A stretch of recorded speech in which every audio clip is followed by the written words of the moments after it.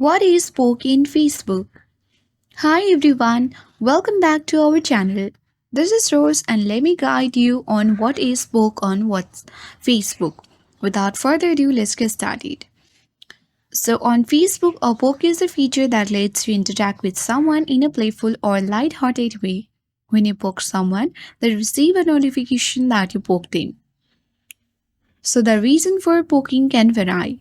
It can be a friendly gesture to say hello. It may be used flirtatiously to show interest. Or it could be a playful way to engage with someone or break the ice after not talking for a while. So when you poke someone, they get a notification that you poked them.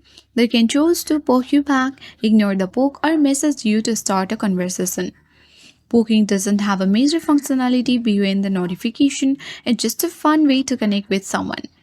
If you wish to poke someone, you can tap the search bar or search icon at top and type in pokes.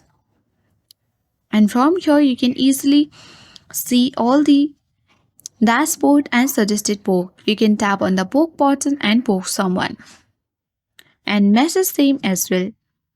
Here you can see the number of pokes as well and the last data poked. So I hope this guide was helpful. If it was, then do like, share, comment and don't forget to subscribe.